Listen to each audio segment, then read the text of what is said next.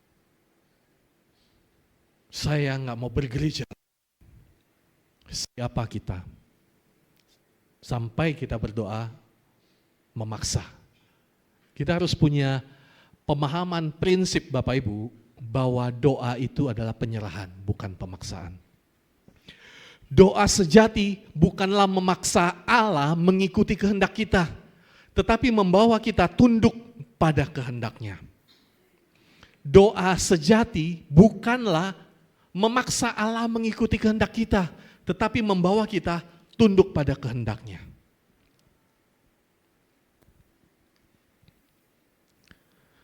Saya tutup dengan satu statement bahwa Yesus bukan dukun. Yesus bukan dukun yang memuaskan segala keinginan kita. Yesus bukan dukun yang memuaskan segala keinginan kita. Dia adalah Tuhan yang membentuk kita. Yesus bukan dukun yang memuaskan segala keinginan kita, tetapi Dia adalah Tuhan yang membentuk kita. Tuhan memberkati kita semua, kita tundukkan kepala, kita berdoa. Terima kasih atas waktu kami boleh dengar pesan-Mu bagi kami ya Tuhan. Semakin kami mengiring Engkau, semakin kami mau semakin dalam mengenal Engkau ya Tuhan. Negara kami Tuhan boleh merdeka 80 tahun. Kami juga ya Tuhan mau merdeka dalam hidup kami. Merdeka dari mental-mental transaksional. Tetapi kami mau benar-benar mengikut Tuhan karena relasi kami, karena kecintaan kami, karena kami mengasihi Tuhan. Bukan karena berkat Tuhan, tetapi karena Tuhan sendiri. Terima kasih Tuhan, kami percaya ketika kami mengiring Engkau, ketika kami mengasihi Engkau, kami ini anak-anak-Mu, kami tentu dipelihara, kami tentu dijaga, kami tentu biji mata Tuhan yang Tuhan selalu perhatikan dan takkan pernah kekurangan. Terima kasih Tuhan, meteraikan firman-Mu bagi kami semua, biar kami boleh semakin hari semakin bertumbuh dalam mengenal Tuhan dan semakin kokoh dalam pengiringan kami kepadamu. Terima kasih Tuhan, dalam nama Tuhan Yesus kami berdoa, segala hormat kemuliaan bagi nama-Mu. Haleluya. Amin. Tuhan memberkati kita semua.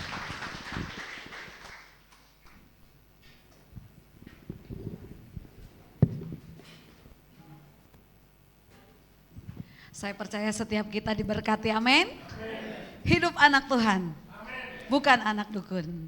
Haleluya. Terima kasih Pak Kinoto untuk firman yang disampaikan. Tuhan Yesus memberkati. Tiba saatnya kita akan memberikan yang terbaik untuk Tuhan, memanggil Pak Chandra untuk berdoa persembahan kita.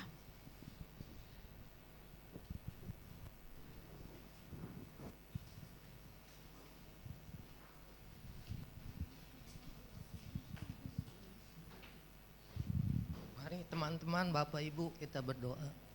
Terima kasih Tuhan, pada pagi hari ini Tuhan mengingatkan kami supaya kami hari demi hari boleh menjadi dewasa Tuhan di dalam mengikut Engkau Tuhan. Kami yakin dan percaya Tuhan mengatur hidup kami Tuhan. Biarlah Tuhan kami berdoa untuk Bapak Kinoto dan keluarganya. Tuhan selalu tolong, selalu memberkati, dan juga biarlah kuasa Allah semakin bekerja di dalam kehidupannya. Tuhan, pada pagi hari ini kami ingin memberi apa yang kami punya Tuhan. Biarlah Tuhan pemberian ini adalah ucapan syukur kami Tuhan. Biarlah Tuhan Engkau berkati pemberian kami ini. Di dalam nama Tuhan Yesus kami berdoa, haleluya, amin. Selamat memberi, Tuhan Yesus memberkati. Kitalah umat pemenang, kita umat pemuji, kita anak perjanjian, Yesus telah bangkit kalahkan maut. Kitalah umat pemenang, kita umat pemuji, kita anak perjanjian, Yesus telah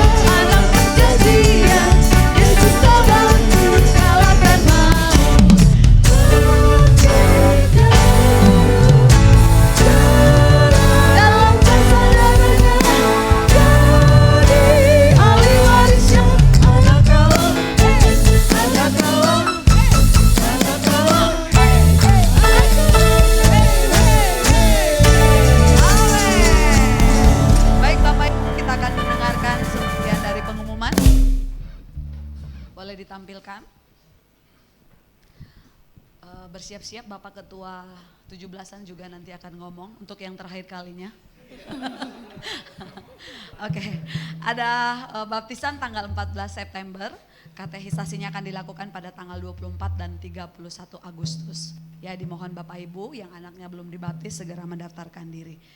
Lalu berikutnya ada pendalaman Alkitab, pengantar perjanjian baru pada tanggal 22 Agustus ya 2025 jam 7 malam by Zoom.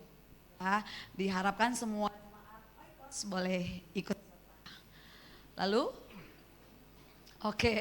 masih dibutuhkan untuk worship leader, singer, multimedia, pemusik, kameramen, asyir, guru skala minggu. Daftarkan segera sebelum Tuhan Yesus datang. Lanjut. Oke, silakan Bapak Ketua kita berikan tepuk tangan. Shalom saudara. Oke, sesaat lagi kita peringati. Hari ini udah 17 Agustus, tiba saatnya kita akan lomba sehabis ibadah. Oke, jadi nanti sehabis ini akan ada pembagian kelompok. Nanti bakal diinfokan kelompoknya, lagi disiapin juga Mas Sanjaya. Dan makannya untuk konsumsi nanti ada sehabis lomba. Dan nanti yang pembagian hadiahnya juga langsung di hari ini, pengumuman lomba hari ini. Jadi semuanya selesai acaranya hari ini, seperti itu. Jangan kemana-mana, tetap di gereja sampai acara selesai. Dan tetap semangat merdeka! Baik Bapak Ibu, sebelum doa penutup, doa berkat, saya mengundang Ibu Lili untuk memimpin kita berdoa syafaat bagi bangsa Indonesia. Saya undang kita semua bangkit berdiri.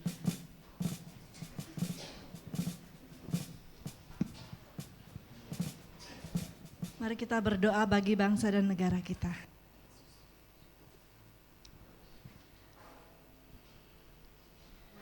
Bapa kami yang ada di surga, dikuduskanlah nama. Datanglah kerajaan-Mu, jadilah kehendak-Mu di bumi seperti di surga. Bapa, kami berterima kasih. Kalau kami merayakan ulang tahun kemerdekaan bangsa kami, terima kasih Bapa di surga. Hari ini bangsa kami merayakan kemerdekaan yang ke-80. Kami tahu Tuhan, semuanya tidak akan terjadi kalau bukan campur tangan Tuhan. Yes. Dan kami percaya bahwa Engkau adalah Allah yang besar Tuhan. Engkau Allah yang berdaulat Tuhan. Engkau Allah yang mulia, Engkau Allah yang ajaib Tuhan. Dan Engkau berkuasa atas bangsa kami.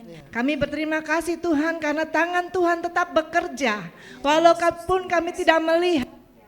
Pada hari ini kami percaya Tuhan, setelah kami mendengar firman Tuhan, setelah kami diubahkan, anak-anak-Mu diubahkan Tuhan, maka kami percaya keluarga-keluarga kami juga diubahkan, lingkungan kami diubahkan, kami percaya juga negeri kami akan diubahkan Tuhan. Tuhan, kami serahkan bangsa Indonesia ke dalam tangan-Mu Bapa. Ya biarlah Tuhan turun anugerah Tuhan atas bangsa kami. Pada hari ini ketika kami semua merayakan kemerdekaan, Tuhan turunkan anugerah-Mu Tuhan. Ampuni bangsa kami Tuhan, ampuni bangsa kami, ampuni kami Tuhan anak-anak-Mu. Bapa, saat ini kami melepaskan berkat bagi bangsa kami menyerahkannya dalam tangan-Mu. Diberkatilah bangsa kami di dalam nama Tuhan Yesus Kristus. Dari Sabang sampai Merauke, semua adalah milik-Mu Tuhan. Berdaulatlah ya Tuhan pada setiap provinsi yang ada. Engkau berdaulat Tuhan. Kepada setiap pemimpin-pemimpin yang ada, Engkau berdaulat Tuhan. Jamah di dalam nama Tuhan Yesus. Kami percaya karena keperkasaan-Mu Tuhan, maka segala roh-roh yang akan menghancurkan bangsa kami akan tumbang di dalam nama Tuhan Yesus Kristus. Hari ini juga terjadi kelepasan bagi bangsa kami dalam nama Tuhan Yesus. segala roh korupsi apapun yang besar-besaran kata orang, tapi kami percaya kata Tuhan tidak ada yang mustahil. Yes, amin. Kasih Tuhan, berkati Tuhan, ampuni pemimpin-pemimpin kami dari Bapak Presiden Tuhan sampai kepada RT RW yang ada di lingkungan kami, semuanya diberi roh takut akan Tuhan. Dalam nama Tuhan Yesus, dibebaskan dari segala roh-roh yang ingin memperkaya diri sendiri. Dalam nama Tuhan Yesus, kuasa Tuhan bekerja, kasih Tuhan mengalir melalui setiap anak-anak Tuhan yang ditempatkan di daerah-daerah ataupun yang ada di pemerintahan-pemerintahan. Kami percaya Tuhan, bukan karena kuat dan gagah kami, tetapi semua karena roh Tuhan yang ada di dalam diri kami. Bekerjalah ya Tuhan, kami percaya Tuhan Yesus, Indonesia akan dipulihkan, akan diubahkan menjadi negeri kesukaan Tuhan. Terima kasih Bapa di surga, berkat tiap pergerakan ekonomi yang ada Tuhan, kami serahkan dalam tangan-Mu. Engkau yang berdaulat Tuhan, Engkau yang punya rencana bagi bangsa kami. Terjadilah ya Tuhan. Di dalam nama Tuhan Yesus kami berdoa dan mengucap syukur buat bangsa kami. Tambah hari banyak orang yang diselamatkan. Tambah hari banyak orang yang percaya kepada Tuhan. Tambah hari banyak mulut yang memuliakan Tuhan Yesus. Dalam nama Tuhan Yesus, haleluya, amin. Silakan Bapak Jadi.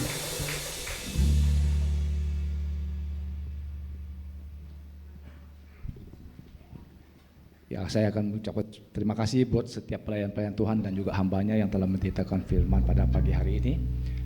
Kita akan akhiri ibadah pagi hari ini. Mari kita sama-sama kita berdoa. Bapa, dalam nama Tuhan Yesus kembali kami datang ke tatamu yang kudus Tuhan.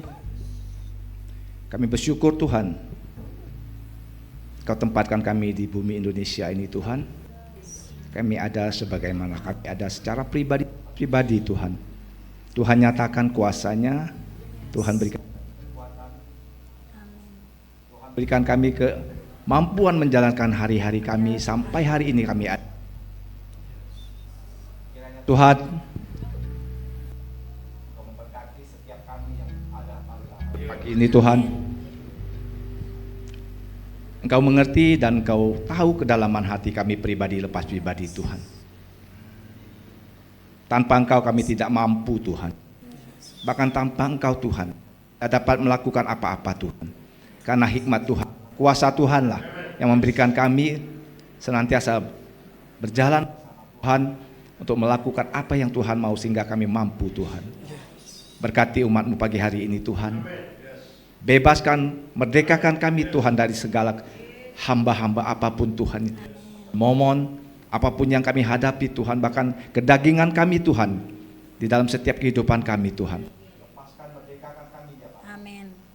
Itulah menjadi kerinduan kami Tuhan, untuk mengiringi Engkau Tuhan selama-lamanya. Terima kasih Tuhan, Kau berkati juga hamba-Mu Tuhan yang telah memberitakan firman-Mu pagi hari ini Tuhan, untuk mengingatkan kami Tuhan, untuk senantiasa tetap setia Tuhan mengiringi Engkau sampai selamanya ya Bapa. Terima kasih ya Bapa. Jemaat Tuhan yang kekasih, angkatlah tangan-Mu. Ibadah pagi hari ini telah selesai, tapi kuasa Tuhan tak pernah selesai dan senantiasa mengiringi kita sampai selamanya.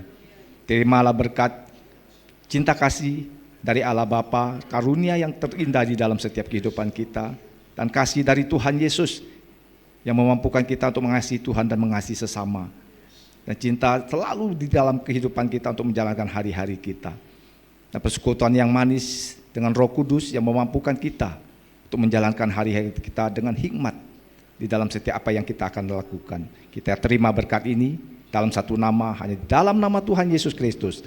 Yang percaya sama-sama katakan, amin. Amin.